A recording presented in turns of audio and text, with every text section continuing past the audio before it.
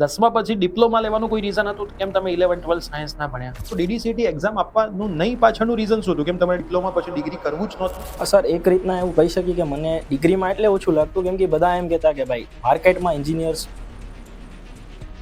પછી ઓક્ટોબરથી મેં ડિસાઇડ કરી લીધું કે આગળ મને રિગ્રેટ ના થાય કે મેં ડિગ્રી ના કરી કે એકને કંપનીમાં 5-6 વર્ષ આપીને પછી મને ડિગ્રી મળે અને એ જ ડિગ્રી હું 3 વર્ષમાં પણ લઈ શકું છું. અને 12 વાગ્યા પછી તમે વાંચવાનું ચાલુ કરો તો સવારે કેટલા વાગે? સવારે હું 6 વાગ્યા 6:30 7 વાગ્યા સુધી પણ અને આના લીધે અને મને એવું લાગતું હોય કે હું રાતના વાંચીશ ને તો મારી પ્રોગ્રેસ વધારે થશે. રાત્રે તમે ભણવા બેસો તો એક જ સબ્જેક્ટ લેતા હતા કે 2 સબ્જેક્ટ લઈ લેતા હતા? તમે 10 પ્રશ્નો સોલ્વ કરતા 30 મિનિટ લગાડો છો તો તમે ડીડીસીટી ને લાયક. તો જો તમે ઈગો પર પ્રશ્ન લઈ લીધો તો ડીડીસીટી તમારો ઈગો ત્યાં પાડે. પેરેન્ટ્સનો સૌથી મોટો રોલ હોય ને કે હું આજે અહીંયા બેઠો છું એમાં મારા મધર અને બ્રધરનો. હું એક ટાઈમ એમ કહેતો પ્લેસમેન્ટ લેવી છે, મારા મધર કીધું ના પ્લેસમેન્ટ લઈ લે. મેં હવે એક ટાઈમ એમ કીધું કે ના મારે પ્લેસમેન્ટ નથી લેવી, હવે ડિગ્રી કરવી છે. તો મારા મધર કીધું હો તમે ડિગ્રી કરી લો. મારા મધર એ રાતના મારી હારે જાગતા ઘણી વાર.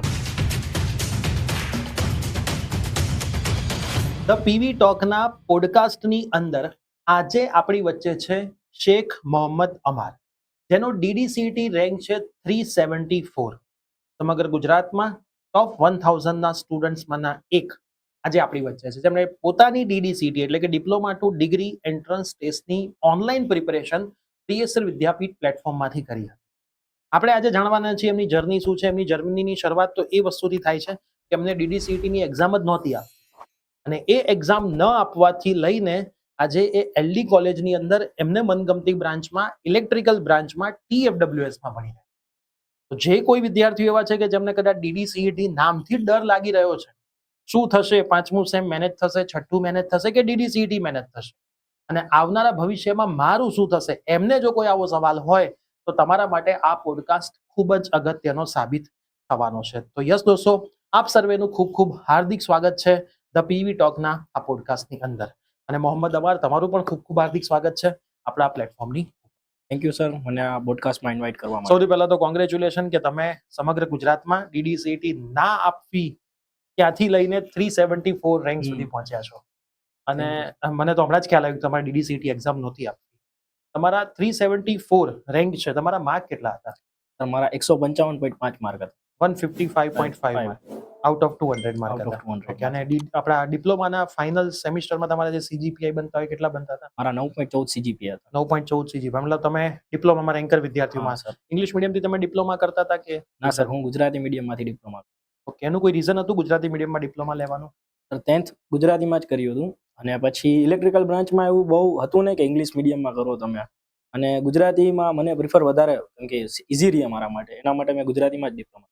Okay, diploma. અને 10મા પછી ડિપ્લોમા લેવાનું કોઈ રીઝન હતું કેમ તમે 11-12 સાયન્સ ના ભણ્યા? સર 10મા પછી પહેલાં તો સ્ટડીનું થોડુંક ઓછું હતું કે સ્ટડી કરવી, પણ મને પ્રોફેશનલ કોર્સ આ ડિપ્લોમામાં થોડુંક એવું લાગ્યું કે હું આમાં જો જઈશ ને તો હું પ્રોગ્રેસ સારું કરીશ અને હું મહેનત કરીશ તો મને ત્યાંથી ઓપોર્ચ્યુનિટી સારી મળશે. ઓકે. એના લીધે પછી મેં 10મા પછી ઇલેક્ટ્રિકલ બ્રાન્ચ લીધી ફેમિલી બેકગ્રાઉન્ડના લીધે. ઓકે. એ ફેમિલીમાં થોડુંક બેકગ્રાઉન્ડ ઇલેક્ટ્રિકલ બાજુ વધારે હતું. ઓકે, ફેમિલીમાં ઇલેક્ટ્રિકલ પપ્પા કે કોઈ ઇલેક્ટ્રિક સાઈડ વર્ક કરે છે? પપ્પાના નહીં પણ અંકલ ને એ બધા હતા જેટલા, એ બધા એલિવેટર સાઈડ હતા. ઓકે. અને બીજા બ્રધર્સ હતા એ ગવર્મેન્ટ ઇલેક્ટ્રિકલમાં, ગવર્મેન્ટ જીબી કહેવાય આપણે ગુજરાતમાં, હા. એમાં હતા. ઓકે, એટલે તમે ઇલેક્ટ્રિકલ એટલે ઇલેક્ટ્રિકલ મેં prefer કર્યું. હવે જેમ તમે મને વાત કરી હતી કે તમારે ડીડીસીટી એક્ઝામ આપવી જ નહોતી, આપણે શરૂઆત ત્યાંથી જ કરી. તો ડીડીસીટી એક્ઝામ આપવાનું નહીં પાછળનું રીઝન શું હતું? કેમ તમારે ડિપ્લોમા પછી ડિગ્રી કરવું જ નહોતું? સર એક રીતના એવું કહી શકીએ કે મને ડિગ્રીમાં એટલે ઓછું લાગતું કેમ કે બધા એમ કહેતા કે ભાઈ માર્કેટમાં એન્જિનિયર્સ હું થોડુંક ઓછું હાલે છે ત્યારે, પ્લેસમેન્ટ ઓછા થાય. અને ડિપ્લોમામાં કમ્પેરેટિવલી હું જે કોલેજમાં હતો એમાં મારી બ્રાન્ચમાં થઈ જતું હતું પ્લેસમેન્ટ, જેટલા હોશિયાર છોકરાઓ એનું થઈ જાય, ડિસેન્ટ પેકેજ મળી જતું. ઓકે. અને મને એમ થતું કે મને જો સારી કોલેજ ના મળી તો, ગવર્મેન્ટ કોલેજ ના મળી તો હું શું કરું? આટલા ટાઈમ સુધી રેન્ક લીધા અને પછી ઓચિંતાનું ફૂલ સ્ટોપ લાગી જાય, એટલે પછી મેં મૂકી દીધું અને પ્લેસમેન્ટ ઉપર જ પૂરો ફોકસ હતું મારો. ઓકે, ડિસેન્ટ પ્લેસમેન્ટ જે તમે વાત કરી એટલે કેટલું પેકેજ પર મંથ, કેટલી સેલરીનું પેકેજ મળી જાય કોલેજમાંથી? 25,000 અરાઉન્ડ. 25,000 જેવું તમારું શરૂઆતનું હા, પેકેજ. અને બધા વિદ્યાર્થીઓનું પ્લેસમેન્ટ થઈ જાય જેટલા પણ હતા ડિપ્લોમામાં એ બધા? બધાનું તો નહીં, બટ જેટલા હોશિયાર હોય એનું તો થઈ જ જાય. ઓકે, બધાનું થઈ જ જતું હા. હતું. ઓકે, તમે જામનગરથી ગવર્મેન્ટ કોલેજમાંથી તમારો અભ્યાસ ડિપ્લોમાનો પૂરો હા સર, કરેલો છે? હું ગવર્મેન્ટ પોલિટેકનિક જામનગરનો વિદ્યાર્થી છું. ઓકે, તમારું પહેલેથી જ વતન જ જામનગર છે? હા સર, હું જામનગરમાં જ રહું છું. બધું પહેલા ધોરણથી તમે બધું હા. સ્કૂલિંગ ને બધું તમે જામનગરથી જ? પહેલે બરાબર. ધોરણથી જ. ઓકે. હવે મારો એ સવાલ છે કે ડીડીસીટી નો તમને ખ્યાલ આવ્યો, તમે વિચારતા હતા કે મારે ડિગ્રી કરવું જ નથી, હું કોલેજ તરફથી જ પ્લેસમેન્ટ લઈ લઉં. તો પછી તમે DDCT ની તૈયારી કરવાનું કેમ વિચાર્યું? DDCT ની તૈયારીમાં એવું હતું કે એક ટાઈમ એવો આવે કે અમુક સારા માણસો તમારી લાઈફમાં આવે અને તમને સમજાવે કે ભાઈ તમે આ વસ્તુમાં જાઓ, તમારું પ્રોગ્રેસ સારું થશે. એમાંથી એક તમે પણ હતા અને બીજા એક ફેકલ્ટી પણ હતા, અમુક રિલેટિવ હતા, અમુક ફ્રેન્ડ્સ પણ એવા હતા જેમણે કીધું કે તું ભાઈ ડિગ્રી કરી લે, ડિગ્રીમાં ઓપોર્ચ્યુનિટી પછી તને આનાથી વધારે મળશે કેમ કે તું હોશિયાર છો અને તું તારું આને આ પ્રોગ્રેસ રાખીશ અને આને આ રીતના આગળ વધતો રહીશ તો તને આગળ બહુ ફાયદો થાય. ઓકે, તો મિત્રો ખાસ તમે આ વસ્તુનું ધ્યાન રાખો કે જો તમે ડિપ્લોમા કરી રહ્યા છો, સરસ વસ્તુ છે. ડિપ્લોમા પછી કદાચ તમને જોબ પણ મળી જાય છે, એનાથી પણ સારી વસ્તુ છે. પણ તમારે ત્યાં અટકવાનું નથી. જોબની અંદર એક ટાઈમ કે એક ફેઝ એવો આવશે ને આવશે જ્યારે તમારે ડિગ્રીની જરૂર પડશે. એ ટાઈમે જો તમે ડિગ્રી કરવાનું વિચારશો તો પાછું શૂન્યથી ચેક્કર ચાલુ કરવું પડશે. એના કરતા તમે ડિગ્રી કરવાનું સ્ટાર્ટ કરી દો અને સાથે સાથે તમારી જોબ કરી દો. ઘણી બધી કોલેજ એવી છે કે જે ડિગ્રીની સાથે જોબની પરમિશન આપે છે. ઘણી બધી એવી કોલેજ છે કે જે જોબની પરમિશન નથી આપતી, તો કંઈ વાંધો નહીં. 3 વર્ષ ડિગ્રી કર્યા પછી એનાથી પણ સારી જોબ મળશે અને જે 3 વર્ષની તમારી સેલરીનો ગેપ હતો એ પૂરો થઈ જશે. તો તમે સારી કોલેજમાંથી ડિગ્રી કરશો તો શોર્ટ ટર્મ પીરિયડ માટે સેલરી ઉપર ફોકસ ના કરીને એક ડિગ્રી ઉપર ફોકસ કરવું જોઈએ, એવું મારું પણ આની અંદર માનવું છે. તો તમે ડિગ્રી માટે DDCT ની પ્રિપરેશન કરવાનું તમે ચાલુ કરી દીધું. શરૂઆત કેવી રીતે કરી હતી તમે આ DDCT ની તૈયારીની? DDCT ની તૈયારી પહેલા તો મેં એવું વિચાર્યું કે પેરેલલમાં બધું કરી લઈશ, 3 વસ્તુ. સવારના હું એપ્ટિટ્યૂડ રિઝનિંગના સાઈડ રહેતો, સાંજના ભાગમાં ટેકનિકલ અને નાઇટમાં DDSET સ્ટાર્ટ કરી કેમ કે DDSET નું હજી ઓછું હતું ઈ ટાઈમ્સ જ્યારે ઇનિશિયલ જે શરૂઆત જ કરી હતી. પછી ઓક્ટોબરથી મેં ડિસાઈડ કરી લીધું કે આગળ મને રિગ્રેટ ના થાય કે મેં ડિગ્રી ના કરી, કે એકને કંપનીમાં 5-6 વર્ષ આપીને પછી મને ડિગ્રી મળે અને એ જ ડિગ્રી હું 3 વર્ષમાં પણ લઈ શકું છું ઇઝીલી. બરાબર, તો એ રીતના મેં વિચાર્યું અને પછી આ વચ્ચેનો રસ્તો કર્યો કે ના હવે તો ડિગ્રી કરવી જ છે. ઓકે, અને પછી ઓક્ટોબરથી મેં ફૂલ સ્ટાર્ટ કરી દીધું DDSET. ઓક્ટોબરથી કેટલા કલાક તમે DDCT ની પ્રિપરેશન? શરૂઆતમાં 3 થી 4 કલાક, પછી આવર્સ વધતા ગયા, પછી હું નાઇટ સાઇડ શિફ્ટ થઈ ગયો. તમે રાત્રે DDCT ની તૈયારી સૌથી વધારે કરતા હા, હતા? રાતના હું રાત્રે જ કેટલા વાગે બેસી જતા વાંચવા માટે? રાતના હું 11 વાગે ઉઠતો અને 11 વાગે રાત્રે ઉઠતા? હા 11 વાગે હું ઉઠતો. એટલે તમારું એક મિનિટ, તમારું આખું શેડ્યુલ કેવી રીતના હતું સવારથી સાંજ સુધી? સવારના 10 વાગે કોલેજે જાવ, એની પહેલા ઉઠવું પડતું 9 વાગે, એટલે હું ઉઠી બરાબર બધું કામ કરી અને પછી 10:30 માટે હું કોલેજે નીકળી જતો. કોલેજથી 6 વાગ્યા સુધી તો કોલેજ હાલતી જ કેમ કે લેક્ચર બધા ભરવા જ પડતા. 5th સેમમાં તો ટોટલ ભરવા જ પડ્યા હતા. 80-90% લગભગ મારી હાજરી હતી. 6 વાગ્યા પછીનું શેડ્યુલ એવું હતું કે પછી એક કોચિંગ હતું, ત્યાં થોડીક ટેકનિકલ સબ્જેક્ટ હતા તો તૈયારી કરવી પડતી. ત્યાંથી 8 વાગે નવરો થઈ આવીને સીધો જમી અને સૂઈ જતો હું. પછી હું 11:30-12 વાગે ઉઠતો. ઓકે, અને પછી હું સ્ટાર્ટ કરતો. એમાં વચ્ચે અમારે એક તાજુદ આવે એ હું પડી અને પછી સ્ટાર્ટ કરતો. એટલે એક એ પણ મોટિવેશન મળતું મને કે તમે ભગવાનને યાદ કરો, પ્રાર્થના કરો અને પછી તમે એના ઉપર જ મેનિફેસ્ટ કરો કે ના મને મળી જશે, એટલે પછી વસ્તુ મળી જશે. ઓકે. અને 12 વાગ્યા પછી તમે વાંચવાનું ચાલુ કરો તો સવારે કેટલા વાગ્યા? સવારે હું 6 વાગ્યા, 6:30, 7 વાગ્યા સુધી પણ ટ્રાય કરતો, પણ એમાં વચ્ચે બ્રેક ઘણા આવતા. બ્રેક રાત્રે આવી જતા. તો રાત્રે એવું ના થાય કે ઊંઘમાં વાંચતા હોઈએ, ઊંઘ આવી જતી હોય ક્યારેક, કે બધા સૂતા છે તો આપણે સૂઈ જઈએ? ના, મારા હારે એવું બહુ ઓછું થયું કેમ કે મેં પહેલેથી નાઇટ જાગવાનો થોડીક આદત હતી જ અને આના લીધે અને મને એવું લાગતું હોય કે હું રાતના વાંચીશ ને તો મારી પ્રોગ્રેસ વધારે થશે દિવસ કરતાં. દિવસના કાંઈક ને કાંઈક થોડા કામ આવી જતા હોય, જવું પડે, ઘરના થોડા કામ હોય એટલે જવું પડે. એના લીધે પછી રાતના જ શિફ્ટ કરી દીધું. રાતે તમે શિફ્ટ કર્યું, DDCT ની શરૂઆત કરી. કયા સબ્જેક્ટથી તમે DDCT ની શરૂઆત કરી? DDCT ની શરૂઆત મેં ફિઝિક્સ સબ્જેક્ટથી સ્ટાર્ટ કરી. કેમ ફિઝિક્સ સબ્જેક્ટથી જ કેમ ચાલુ કરી? એમાં એક ચેપ્ટર હતું ઇલેક્ટ્રોસ્ટેટિક. એ ચેપ્ટર મને એવું લાગતું કે ઇલેક્ટ્રિકલ માટે જ છે અને મને એવું લાગ્યું કે આ હું જલ્દી પૂરું કરી લઈશ. મેં ચેપ્ટર 2 થી શરૂઆત કરી. Electrostatic chapter 3? હા, ચેપ્ટર 3, સોરી, ચેપ્ટર 3 થી મેં સ્ટાર્ટ કરી. અને ચેપ્ટર 3 થી મેં સ્ટાર્ટ કર્યું પછી મને લાગ્યું કે ના, પહેલા તો ચેપ્ટર 1 જ કરવું પડશે, યુનિટ એન્ડ મેઝરમેન્ટ, કેમ કે ઈ બેઝિક છે. એટલે મેં એ ભૂલ કરી, એમાં મારા થોડાક દી હાઈ લાગ્યા, 5-6 દી. અને પછી મને રિયલાઇઝ થઈ ગયું ના, તો પછી મેં પેલો ચેપ્ટર કર્યો, વળી પાછો ઓલો રિવાઇઝ કરી નાખ્યો, થર્ડ ચેપ્ટર. પછી પેરેલલમાં પછી મેથ્સ સ્ટાર્ટ કર્યો. 2 ચેપ્ટર ફિઝિક્સના પત્યા, પછી પેરેલલમાં મેથ્સ. એક રાત્રે તમે ભણવા બેસો તો એક જ સબ્જેક્ટ લેતા હતા કે 2 સબ્જેક્ટ લઈ લેતા હતા? એમાં એવું હતું કે થોડુંક 5th સેમનું મને બહુ પ્રેશર હતું, બીક એ લાગતી હતી કેમ કે અત્યાર સુધી SPI મેન્ટેન હતા બધા, 9 અપ આવતા. તો પછી બધા એવા મને એમ રાખતા કે ના ભાઈ આને પાછા 9 આવશે જ. એક એ લાગતું કે ના ભાઈ 9 પાછા ઓલી સ્ટ્રાઇક તૂટી ના જાય મારી ક્યાંક કે DDCT ના ચક્કરમાં. અને હજી તો એમ થતું કે હજી ક્યાં તું એ પ્રોપર નક્કી કરી જ લીધું છે. હું થોડુંક એમાં વચ્ચે ઓલું થતું, એટલે 5th સેમનો સબ્જેક્ટ એક લેતો ભેગો, કલાક એક ઈ વાંચતો. કલાક તમે ફિફ્થ સેમના હમ. સબ્જેક્ટની તૈયારી જોડે જોડે કરતા. હમ. હવે તમે લખીને પ્રેક્ટિસ કરતા હતા કે બુક ઓપન કરીને તમે વાંચી લેતા હતા વસ્તુઓ? ના, મેં એવું કરતો કે પહેલા એ વસ્તુ વાંચી અને 2 વાર વાંચતો, પછી બુક બંધ કરી દેતો. ઓકે, પછી એમાંથી મને કેટલું યાદ રહ્યું એ બુક ઉપર લખતો, નોટબુકમાં. બરાબર. પછી એને એટલું ટ્રાય કરતો કે હું એ 2 લાઈનમાં સમજાવી શકું મને. હમ. ને આ રીતના મેં જલ્દી બધા જે કોન્સેપ્ટ હોય ને એ ક્લિયર કરતો. ઓકે. અને એમસીક્યુ ની પ્રિપેરેશન કેવી રીતે ચાલુ કરી તમે? કન્સેપ્ટ તમે ક્લિયર કરી લીધા, પછી તમે એમસીક્યુ એક દિવસે કરતા હતા કે અઠવાડિયા પછી કરતા હતા કે કેવી રીતે તૈયારી? એમસીક્યુ ને એવું હતું કે હું કોલેજમાં લેબ હોય ને ત્યાં જ એમસીક્યુ મોસ્ટલી સોલ્વ કરતો. ઓકે, કેમ કે ઘરે એમસીક્યુ સોલ્વ કરવા મને એવું લાગતું કે આમાં ટાઈમ જશે, એના કરતાં પહેલા હું ભણવામાં ધ્યાન બધું કોન્સેપ્ટ ક્લિયર કરું અને એમસીક્યુ બીજા દિવસે જે મને પાસે ટાઈમ છે લેબમાં 2-3 કલાક એમને એમ હોય તો એમાં હું એમસીક્યુ સોલ્વ કરી નાખતો. ઓકે. એટલે કોલેજના લેબ ટાઈમનો જે ફ્રી ટાઈમનો હમ. ઉપયોગ તમે ત્યાં ડીડીસીટી ની હા. પ્રિપેરેશનના એમસીક્યુ કરતા હતા. સૌથી અઘરો સબ્જેક્ટ તમને ડીડીસીટીમાં કયો લાગતો? સૌથી અઘરો મને ઇંગ્લિશ લાગતો. એનું રીઝન તમે ગુજરાતી મીડિયમના હા, સ્ટુડન્ટ છો. હું ગુજરાતી મીડિયમનો સ્ટુડન્ટ હતો. ઉપરથી ગ્રામર ને એનો પોર્શન જ એવું લાગતું અને બીજું કરેક્શન ઇનકરેક્શન વાળું પોર્શન હા. હતું. એ 20 માર્ક એવું જ લાગતું કે બહુ લેવા હાર્ડ જ છે અને ખરેખર એ હાર્ડ જ હતા મારા માટે. તો પછી તમે એ ઇંગ્લિશ જે અઘરો સબ્જેક્ટ તમારા માટે હતો એને વન બાય વન કેવી રીતે તમે કરતા ગયા? કેમ કે ગુજરાતી મીડિયમવાળા જે વિદ્યાર્થીઓ છે એમને સૌથી મોટી તકલીફ ઇંગ્લિશ હશે. હમ. એટલે હું પણ ગુજરાતી મીડિયમનો સ્ટુડન્ટ છું તો મારું ગ્રામર પણ હજી ક્યાંક ને ક્યાંક વીક છે જ. તો તમે કેવી રીતે એને ટેકલ કર્યું ઇંગ્લિશને, કે ભાઈ ધીમે ધીમે એમાં ગ્રીપ કેવી રીતે મેળવી? એમાં મારી એક સ્ટ્રેટર્જી હતી કે કોમ્યુનિકેશન વાળો પાર્ટ છે એ સૌથી ઈઝી છે ઓકે, કે એમાં માર્ક નહીં જ જાય. મને એટલો ખ્યાલ હતો તો મેં પહેલા એ જ ઉપાડ્યો કે આ પહેલા પૂરું કરી નાખું, કમ્યુનિકેશન પૂરું થઈ જાય પછી હું લેટર ઉપર આવ્યો. ને કોમ્પ્રિહેન્શન એક એવું હતું કે પ્રેક્ટિસથી આવડે. શરૂઆતમાં જે ટાઈમ હતો તો એ પ્રેક્ટિસ કરાય અને મેં કરતો પ્રેક્ટિસ, પણ પછી લાસ્ટમાં કોમ્પ્રિહેન્શનમાં બહુ પ્રેક્ટિસમાં ટાઈમ ના બગાડે મારું ઓકે. માનવું. આ ત્રણ જે છે ને એ 30 માર્ક આપણા ભેગા કરી. હમ. અને ગ્રામરનું તો એવું છે કે એમાં અમુક એવા ટોપિક હોય કે જે ગુજરાતી મીડિયમ વાળાને આમ જોઈને ખબર પડી જાય કે આ બ્લેન્ક છે તો એમાં આ જ આવશે. બરાબર. એટલે ઈ એવા ટોપિક આપણે ગોતવાના કે જેમાં આપણાને ફાવી જ જશે અને ઈ ટોપિક ગોતીને બસ એની પ્રેક્ટિસ કરવાની. અને સૌથી તમારા જે માર્ક ગયા હોય ડીડીસીટી એ કયા સબ્જેક્ટમાં ગયા હતા? મારા સૌથી વધારે આઈ થિંક ઇંગ્લિશમાં જ ગયા છે. ઇંગ્લિશમાં તમારા માર્ક ગયા કેમ છે. કે મેં અનઅટેમ્પ પણ ઇંગ્લિશમાં જ વધારે હતા મારા. એટેમ્પ જ નહોતા કર્યા. અને જે તમારા પોર્શન છે, કોમ્પ્યુટર છે, એન્વાયરમેન્ટ છે, કેમેસ્ટ્રી છે, એની પ્રિપેરેશન તમે કેવી રીતે કરતા હતા? કેમેસ્ટ્રીની તો બહુ મસ્ત થઈ હતી કેમ કે તમારા પ્લેટફોર્મ ઉપરથી આર્થિક સર છે એમના જ મેં વિડીયો ફોલો કર્યા હતા અને એમના જ લેક્ચર જોયા અને એમસીક્યુ પણ દર્પણ જ મેં યુઝ કરતો. દર્પણ યુઝ કરો તમે? દર્પણમાંથી કેટલી વસ્તુની દર્પણમાંથી મેં ફિઝિક્સ અને મેથ્સ પૂરો એમાંથી જ કર્યું હતું. એમસીક્યુ બધા સોલ્વ કર્યા બધા હતા. સોલ્વ કરી નાખ્યા હતા. તો તમને લેવલ બરાબર લાગ્યું હતું કે બધું perfect level, tough level, medium level, easy લેવલના એમસીક્યુ આવી જતા હતા એમાં? હા, એમાં લેવલ તો બધા હતા અને મેથ્સનું એક પ્રોપર લેવલ હતું.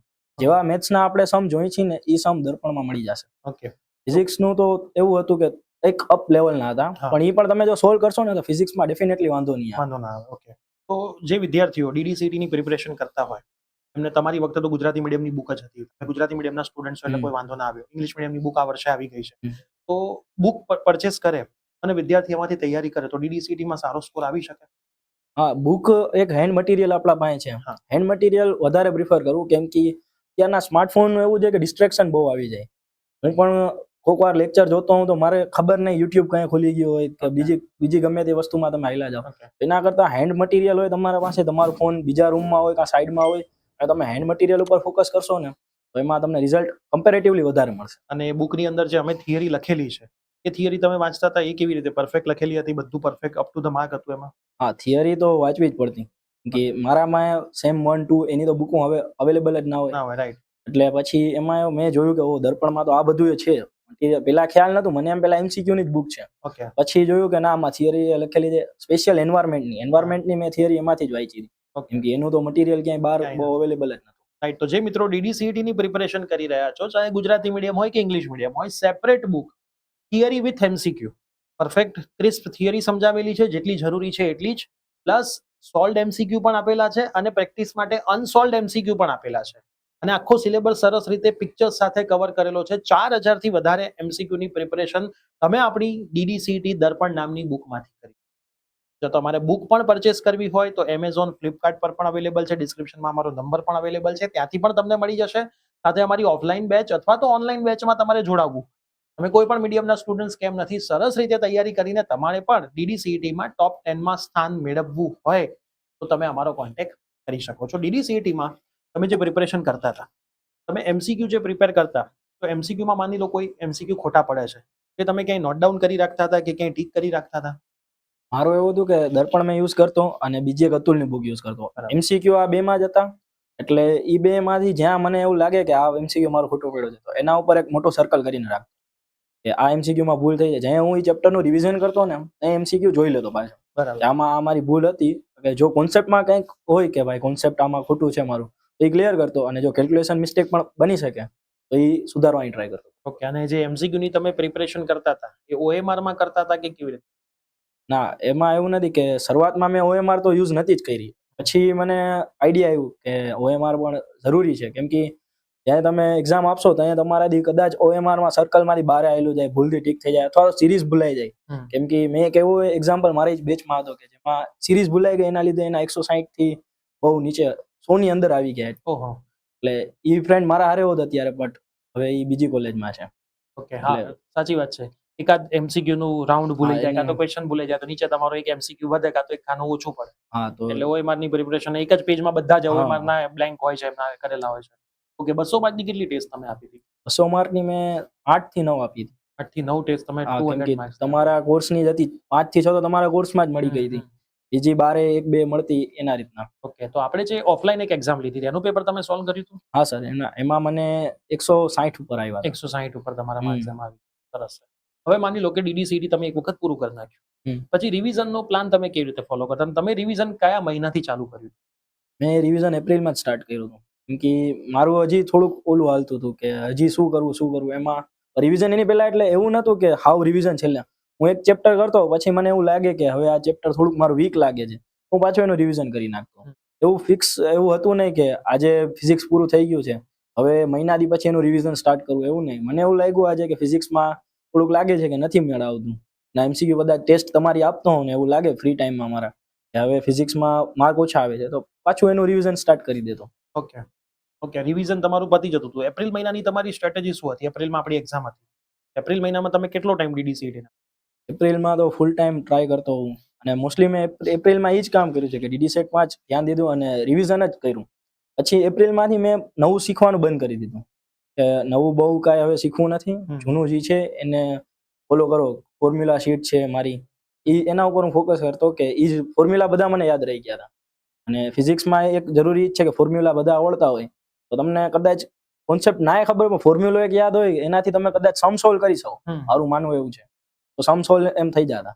ઓકે. તો મિત્રો, એક ફિઝિક્સ ટીચર તરીકે મારી પણ તમને સલાહ છે કે તમે તમારું ફોર્મ્યુલાનું લિસ્ટ બનાવજો. ફિઝિક્સની અંદર સેમ્પલ પેપર કહી દો, 2024 નું પેપર કહી દો કે 2025 નું પેપર કહી દો.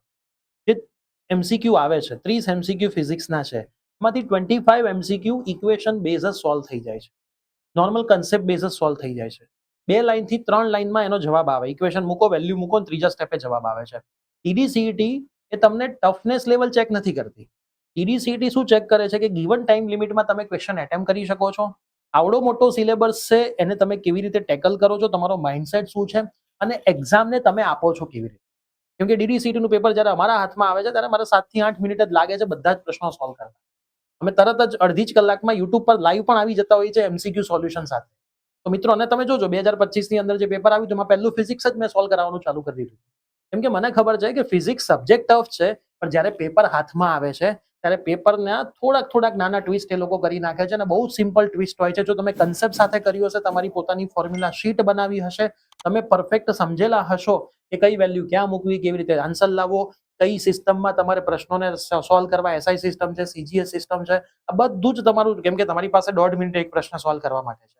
એ 1.5 મિનિટમાં કદાચ એક ટફ પ્રશ્ન તમે મેથ્સનો પકડીને બેસી ગયા, ઘણા બધા વિદ્યાર્થીઓ હોય છે કે મેથ્સનો પ્રશ્ન પકડીને બેસી જાય છે. હવે મેથ્સનો પ્રશ્ન પકડીને બેસી જાય ને એમને ના આવડે, માની લો ડિટર્મિનન્ટ છે, અને એમને નથી આવડતો, તો એવું વિચારે કે આ તો પહેલું જ ચેપ્ટર હતું મારું, મારાથી ડિટર્મિનન્ટ કેમ સોલ્વ ના થાય. તો જો તમે ઈગો પર પ્રશ્ન લઈ લીધો તો DDCT તમારો ઈગો ત્યાં મારી નાખશે.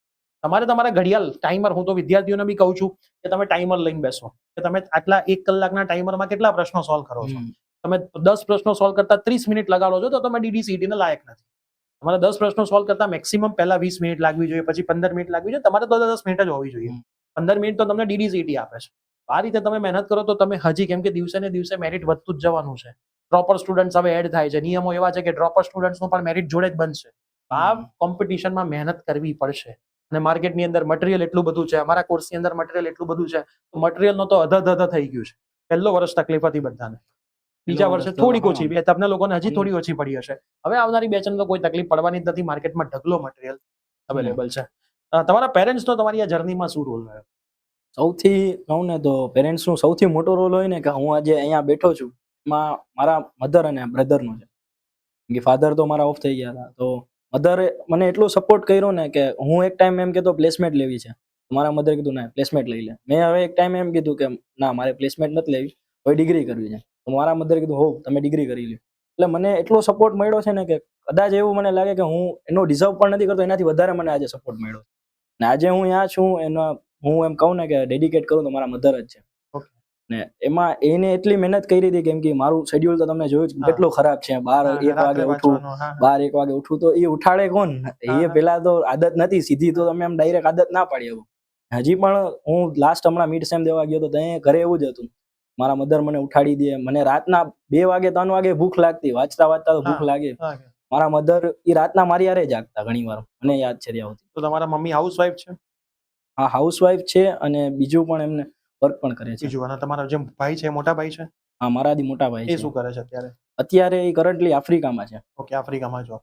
આફ્રિકામાં જોબ. તો તમે તમારા મમ્મી જોડે જ રહો છો જામનગર? અમે બે ભાઈઓ હારે જ નીકળ્યા, હું અહીંયા ડિગ્રી કરવા આવ્યો અને એ આફ્રિકા. એ આફ્રિકા. તો મમ્મી અત્યારે એકલા રહેતા હશે? મમ્મી અત્યારે એકલા છે. ફાધર ના હોવા છતાં પણ મમ્મીની સાથે રહીને, ભાઈની સાથે રહીને મહેનત કરી છે. તમારી પાસે તો ભાઈ બધી જ વસ્તુઓ હોય છે. ઘણા લોકો ઘણી વખત કહેતા હોય છે કે મારી પાસે આ નથી, આ નથી, આ નથી. ઘણા બધા લોકો પાસે ઘણું બધું નથી, તો પણ ઘણા બધા સારા રેન્ક સુધી પહોંચતા હોય છે. તો એક્સક્યુઝીસને સાઈડમાં મૂકીને મહેનત પર ફોકસ કરશો તો 100% જીવનની અંદર સફળતા મળશે. છેલ્લો સવાલ મારો તમને એ છે કે વિદ્યાર્થીઓ કહેતા હોય છે કે ટાઈમ નથી મળતો, બેલેન્સ નથી થતું. આ બધું 24 કલાક તમારી પાસે છે, 24 કલાક મારી પાસે છે, 24 કલાક આવનારા DDCT ના વિદ્યાર્થીઓ પાસે છે. તો આવનારા DDCT ના વિદ્યાર્થીઓને તમે શું સંદેશો આપશો એ તમે ખાસ વિદ્યાર્થીઓને કહો. અને ટાઈમ મેનેજમેન્ટ કેવી રીતે કરવું DDCT માટે, કેમ કે હવે ઓક્ટોબર મહિનો ચાલુ થઈ ગયો છે. આ પોડકાસ્ટ ક્યારે કોણ જોતું હશે આપણને ખબર નથી, કેમ કે હવે સમય વધ્યો છે ફક્ત 6 મહિના. તો કેવી રીતે આ બધી જ વસ્તુ મેનેજ કરવી આપણા વિદ્યાર્થીઓને? સિમ્પલ છે કે ડીડી સેટ એવું નથી માંગતી કે તમે બહુ હાઈ લેવલનું ટ્રાય કરું. DD set simple fundamental concept જ માંગે છે તમારા પાસે. ઘણા તમને એવું કહેશે આ સોલ્વ કરો, ઓલું સોલ્વ કરો, બહુ જાજુ નહીં ધ્યાન દેવાનું. આપણે આપણો જે લેવલ છે ને એ એકવાર મેચ કરી લો તમે. હું પોતે એ જ વિચારતો કે કેટલું હોય છે કેટલું હોય છે, પણ લાસ્ટ મંથમાં મને ખબર પડી ગઈ કે ભાઈ નહીં, ડીડી સેટનું એટલું લેવલ જ નહીં હોય. અને એ પ્રમાણે જ પેપર આવ્યું અને મારો જે ગોલ હતો એ તો મેં અચીવ કરવાનો જ હતો. અને મેં પછી લાસ્ટમાં એ કર્યું કે પ્લેસમેન્ટ પણ હતી મારા પાસે, 6 સેમના રિઝલ્ટમાં રિઝલ્ટ પણ સારું હતું અને ડીડી સેટનું રિઝલ્ટ પણ સારું હતું. એટલે ટૂંકમાં કહે તો બધું જે જોતું હતું બરાબર મેનેજ કરી, જો તમે મેનેજ કરો ને તો બધું થઈ જાય. એવું કાંઈ છે ઇમ્પોસિબલ નથી. ઘણા એમ વિચારતા હોય પ્લેસમેન્ટ કેમ કરવું, કે ડીડી સેટ કેમ કરવી, કે 6 સેમમાં કેમ ધ્યાન દેવું, 5th સેમમાં કેમ ધ્યાન દેવું. તો એવું નથી, બધું તમે મેનેજ કરી શકો જો તમે એકવાર એમ માની લ્યો ને કે ના મારે કરવું જ છે તો થઈ જાય. ઓકે, અને હવે તમારા ફ્યુચરનો ગોલ શું છે? તમે LD માંથી ઇલેક્ટ્રિકલ પૂરું કરશો પછી હવે તમે શું વિચાર્યું છે કે આગળ તમારે શું કરવું છે? ફ્યુચરમાં મારું તો પહેલા વિચાર એ છે કે હું ગેટ એક્ઝામ આપું. ગેટ એક્ઝામથી PSUમાં જોબનો જ વિચાર છે. માસ્ટરનું તો બહુ રેરલી છે કે હું વિચારીશ, પણ PSUનું છે બાકી અને જોબનું છે પ્લેસમેન્ટ. LDમાં તો ડિસેન્ટ છે એટલે વાંધો નહીં આવે. વાંધો નહીં આવે. સરસ, તમને તમારા ફ્યુચર માટે ખૂબ ખૂબ શુભકામનાઓ. વિદ્યાર્થી મિત્રો, તમે ફરીથી એક એવી જર્ની સાંભળી જેમણે DDCT ની અંદર એક સારો રેન્ક મેળવીને ગુજરાતની સૌથી સારામાં સારી ગવર્મેન્ટ કોલેજમાં એડમિશન. તમારો પણ ગોલ જો આવો જ હોય તો આ પોડકાસ્ટની અંદરથી તમે શું શીખ્યા એ કમેન્ટ જરૂર કરજો. આ પોડકાસ્ટ તમારા તમામ ફ્રેન્ડ્સને શેર કરજો જે આવનારા ભવિષ્યમાં કદાચ DDCT ની એક્ઝામ આપવાના છે, અને એમના પેરેન્ટ્સને પણ શેર કરજો જેથી એ પણ જોવે કે DDCT એક ઇમ્પોર્ટન્ટ એક્ઝામ છે ડિપ્લોમામાંથી ડિગ્રીમાં એડમિશન લેવા માટે. તો ચેનલ પર નવા હોય તો સબસ્ક્રાઇબ કરી દેજો, પોડકાસ્ટને લાઈક કરી દેજો, શેર કરવાનું ના ભૂલતા. મળીએ છીએ આવા જ કોઈક નવા મોટિવેશનલ પોડકાસ્ટની સાથે. ત્યાં સુધી બાય બાય.